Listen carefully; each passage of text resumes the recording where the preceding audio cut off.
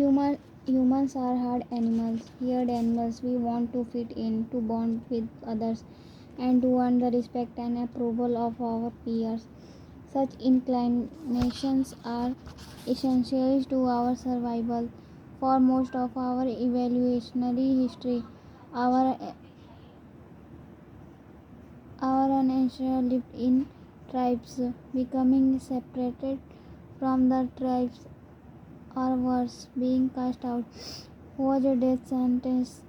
The lone wolf dies, but the pack survives. Meanwhile, those who collaborated and bonded with others enjoyed increased safety, mating opportunities, and access to resources, as Charles Darwin noted. In the long history of humankind, those who learn to collaborate and improvise most effectively have prevailed. As a result, one of the deepest human desires is to belong, and this ancient preference exerts a powerful influence on our modern behavior. We don't choose our earliest habits, we imitate them. We follow the script handed down by our friends and family, our church, our school, our local community, and society at large. Each of these culture and groups come with its own set of expectations and standards. When and whether to get married, how many children to have, which holidays to celebrate, how much money to spend on your child's birthday party. In many ways, these social norms are the invisible rules that guide your behavior each day. You are always keeping them in mind, even if they are at the not top of your mind. Often you follow the habits of your culture without thinking, without questioning, and something without remembering. As the French philosopher Michel de Montaigne wrote, the customs and practice of life in society with us along. Most of the time, going along with the group does not feel like a burden. Everyone wants to belong. If you grow up in a family that rewards you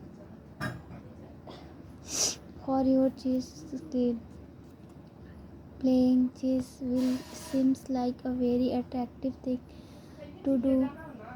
If you work in a job where everyone wears expensive suits, then you will be inclined to splurge on one as well. If all of your friends are sharing an inside joke or using a new phrase, you will want to do it too, so they know that you get it.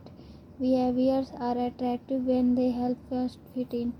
We imitate the habit of their groups in a particular. The close, the many, the powerful. Each group offers an opportunity to leverage the second law of behavior changes and make our habits more attractive. Imitating the close from proximity has a powerful effect on our behavior. This is true of the physical environment as we discussed in chapter 6, but it is also true of their social environment. We pick up habits from the people around us. We copy the way our parents handle arguments, the way our peers flirt with one another, the way our co-workers get results. When your friends smoke pot, you give it a try too. When your wife has a habit of double checking that the door is locked before going to bed, you pick it up as well. I find that I often imitate the behavior of those around me without realizing it. In conversations, I will automatically assume the body posture of the other person. In college, I began to talk like my roommates. When traveling to other countries, I consciously consciously imitate the local accent despite reminding myself to stop. As a general rule, the closer we are to someone, the more likely we are to imitate some of their habits. One groundbreaking study tracked 12,000 people for 32 years and found that a person's chance of becoming obsessed increased by 57% if he or she had a friend who became obsessed. It works the other way too. Another study found that if one person in a relationship lost weight, the other partner would also slim down about one third of the time. Our friends, our friends and family provide a sort of individual peer pressures that pulls us in their directions.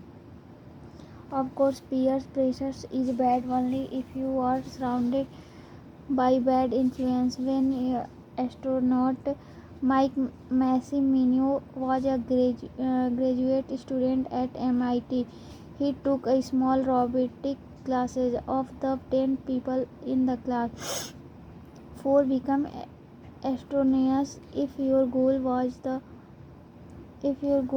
to make it into space, then that room was about the best culture you could ask for.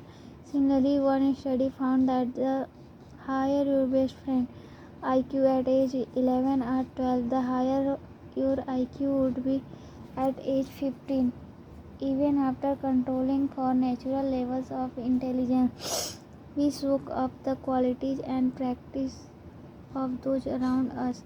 One of the most effective things you can do to build better habits is to join a culture where your desired behavior is the normal behavior. New habits are achievable when you see others doing them every day. If you are surrounded by fit people, you are more likely to consider working out to be a common habit. If you are surrounded by these lovers, you are more likely to believe it's reasonable to pay these every day. Your culture sets your expectations for what is normal. Surrounded yourself with people who have the habits you want to have yourself. You will rise together.